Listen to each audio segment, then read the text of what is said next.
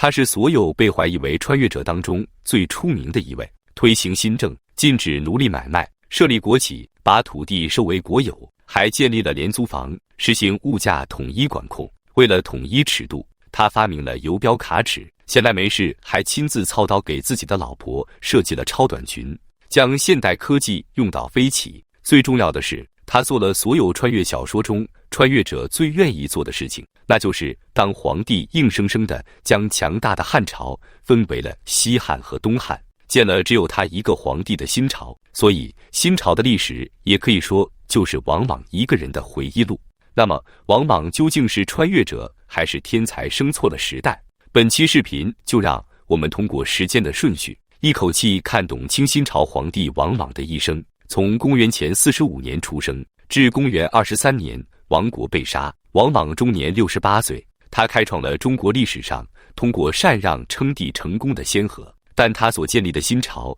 却仅有他一位皇帝国做15年，所以王莽被我们大家所忽略。但就是在这短短的15年间，王莽却进行了多项现代化的政策改革。他推行王田制，建制土地私有化，禁赏奴婢，推广国营事业，改革币制，但因朝令夕改，政令过于繁琐，最终导致改革失败，加速了新朝的灭亡。要想彻底看懂王莽的一生故事，我们还得从头说起。西汉自汉成帝时期开始，刘氏对朝堂的掌控之权就逐渐开始旁落到以孝元皇后王政君为核心的王氏外戚集团手中。王氏四兄弟分别身居要位，形成了以王政君的哥哥王凤专权武侯当朝的局面。反王氏族人大多身居高位，先后有9人封侯，5人担任大司马。公元前45年，王莽出生，家中排行老二，他的姑姑就是孝元皇后王政君。唯一不幸的是，在王莽少年时，他的父亲和哥哥就先后去世。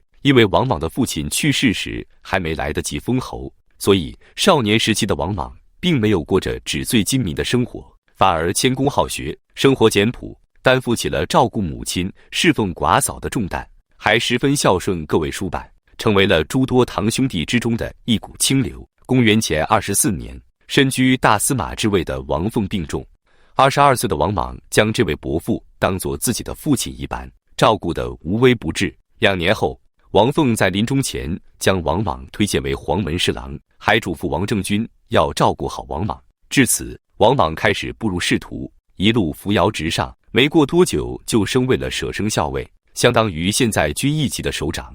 而辅政大司马一职则落在了王商的手中。公元前16年，王莽的叔父大司马王商上奏汉成帝，表示愿意将自己的封地让出一部分给自己的侄子，因此30岁的王莽得以被封为新都侯。之后又连续被提升，官至侍中，成为了皇帝身边的侍卫近臣。而王莽身居高位，却从不以自己为尊，总能礼贤下士，清廉简朴，还经常把自己的俸禄分给门客和平民，因此深受百姓爱戴。逐渐，王莽的名声已经超越了他的那些叔叔伯伯。在之后的8年里，大司马一直牢牢地被王家人所把控，由王商交到了王根的手中。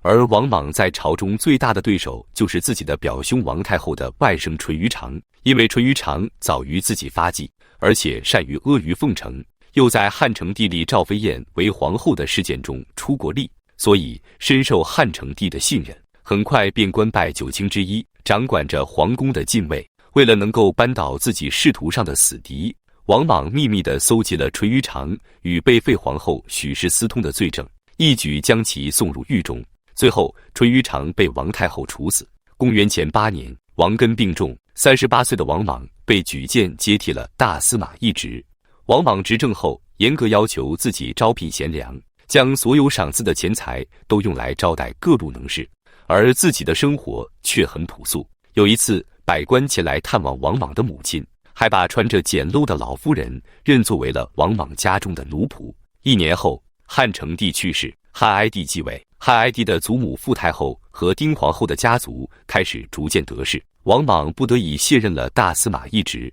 隐居在封地新都，闭门不出。为了不受人以柄，王莽甚至逼迫自己犯了杀人罪的二儿子自杀，获得了百姓的好评。也正是因此，在王莽隐居期间，很多的百姓和官吏都为王莽打抱不平，要求他复出。汉哀帝迫于压力，只能召王莽回到京城侍奉皇太后，但还是没有恢复其官职。直到公元前1年，汉哀帝去世，但是却没有留下子嗣。太后王政君在皇帝驾崩之后，立即收回了传国玉玺。45岁的王莽在众人的推荐下，也不出意外的再次就任大司马一职，并拥立了9岁的汉平帝登基，由自己代理政务。但在一切稳定之后，王莽的野心便暴露了出来。他开始排斥异己，先是逼迫王政君赶走了自己的叔父王立，之后开始提拔自己的亲信，诛杀与其作对的人。1年后，王莽对上迷惑太后，对下向平民百姓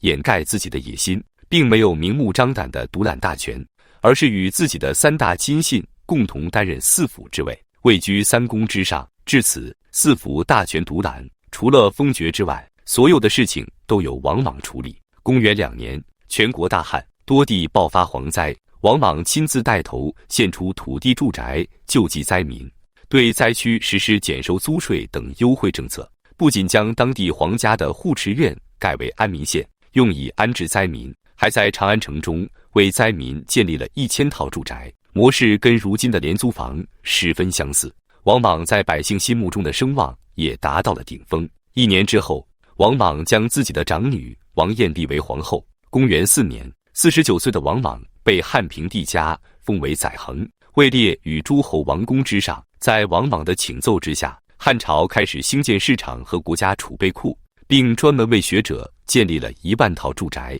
用以吸引天下学者和有特殊专长的人前往长安，人数一度突破数千人之多。王莽也因此深受儒生的喜爱。之后，王莽又通过重金引诱的政策，使匈奴等败族遣使来汉归顺朝贺。一时间，王莽成为了人们心中治国平天下的贤良圣人，被朝廷赐予象征着至高无上礼遇的九锡之命。2年之后，汉平帝病逝，王莽为了避免年长的新皇帝登基，使自己不能任意地操纵政局，于是拥立了只有2岁的刘婴为皇太子。王莽则自称假皇帝，代理天子朝政。51岁时，王莽在朝中的势力如日中天，几乎和皇帝平起平坐，这便引起了以刘氏宗室为主的反对派的反弹。首先是安仲侯刘崇发难率领本余人进攻宛城，但连城门都没有攻入就失败了。第2年，东郡太守翟义起兵，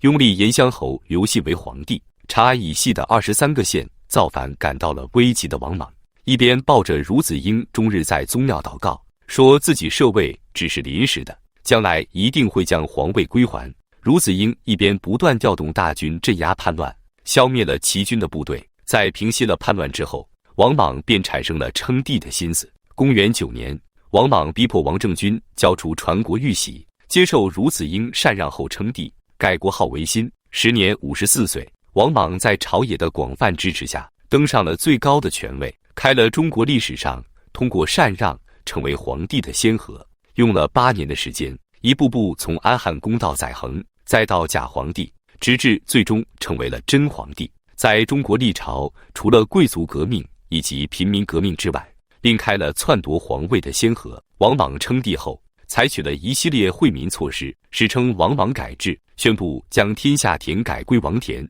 以王田代替私田，奴婢改成私属，与王田一样，均不得买卖。其后改革币制官制，规定沿铁官营山川河流收归国有，同时与民休息，从此国泰民安。但由于这些政策很多都与实际情况相违背，加上推行时的手段和方法不正确，在遭到激烈的反对后，王莽又企图通过严刑峻法强制推行，这就导致违反法令而受重罪处罚者不计其数，加剧了社会的动荡。人们未蒙其利，先受其害，各项政策朝令夕改，使百姓官吏不知所从，最终导致了天下各豪强和平民的不满。从公元11年开始，各地的百姓苦于新莽政权频繁的征发，相继继承流亡为盗，贼数千人起而造反。公元17年，仅山东日照的妇女吕母为被县宰冤杀的儿子报仇，率众攻破县城，处死县宰，自称将军，出没于海上，其势力迅速发展到数万人。吕母也成为中国历史上出现的第一个农民起义女领袖。1年后，东海人粒子都率众起义，队伍迅速发展到数万人。同年，在南北方也出现了数十支起义军，这些义军人数不等，少则数千，多则数万、数十万。在当时遍布全国的起义军中，有2支最大的队伍成为农民起义的主流，这就是南方的绿林军和北方的赤眉军。公元前23年，王莽在南郊举行哭天大典，绿林军攻入长安，王莽遂逃往建台，最终跟随王莽的1000余人全部战死。王莽也被齐军战士所杀，新朝也至此灭亡。新朝灭亡后，王莽的头颅被后来历代皇室所收藏，直到公元295年晋惠帝时期，洛阳武库遭遇大火才被焚烧。王莽是一位在历史上备受争议的人物，